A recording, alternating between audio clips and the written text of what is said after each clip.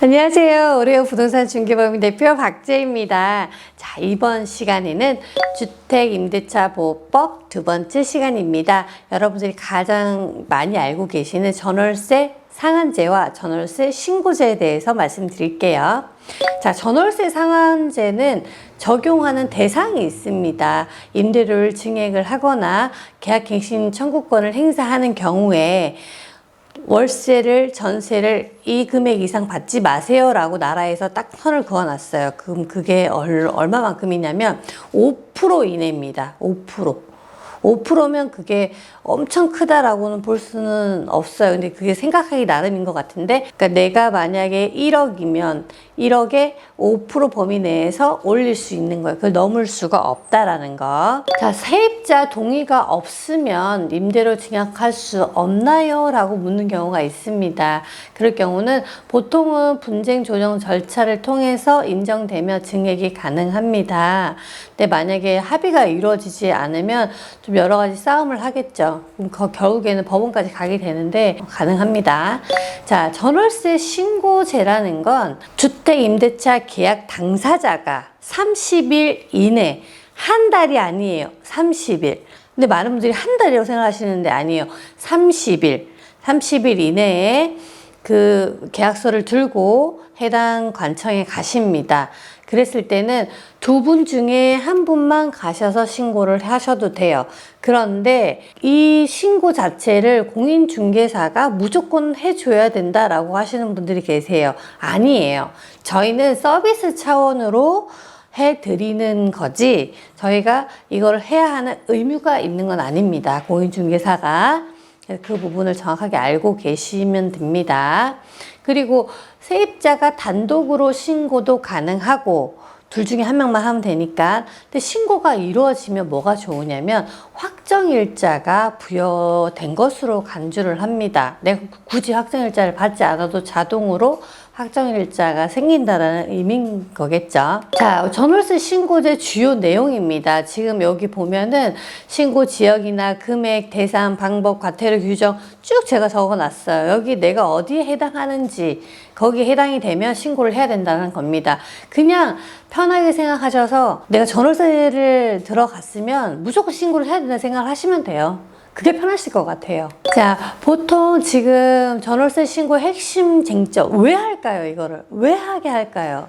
맞습니다. 임대를 놓고 임대 수익이 있는데 그거를 신고하지 않아요.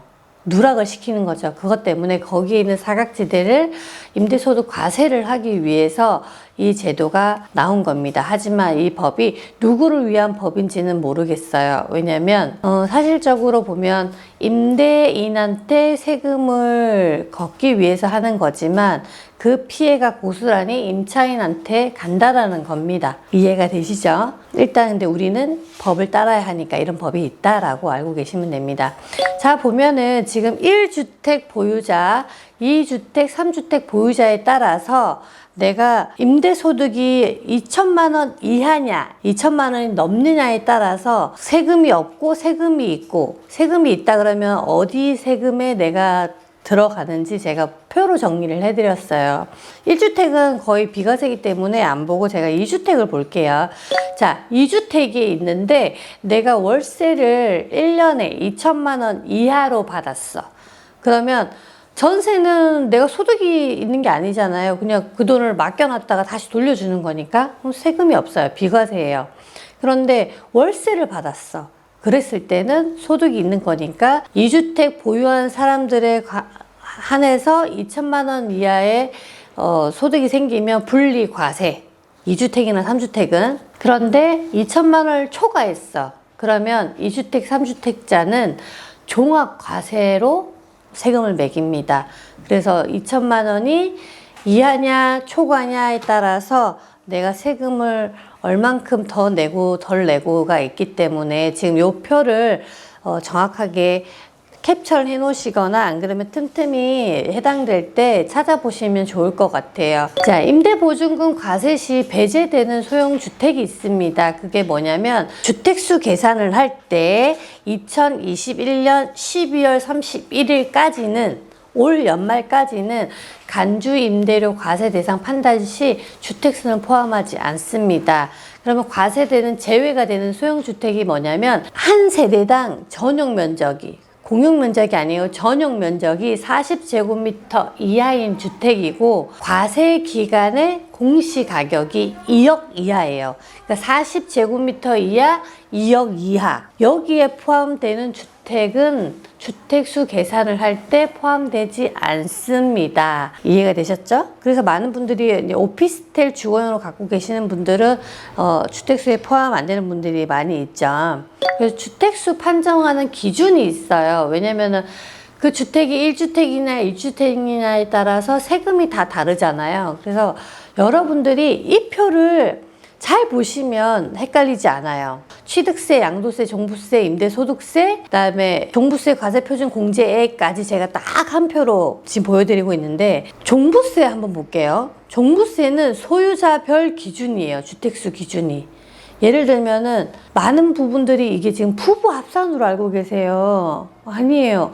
부부 합산을 하는 것 임대소득세에 대해서 부부 합산을 하는 거고 종합부동산세는 소유자별로 기준을 두고 있습니다. 그리고 취득세, 양도세는 세대 기준으로.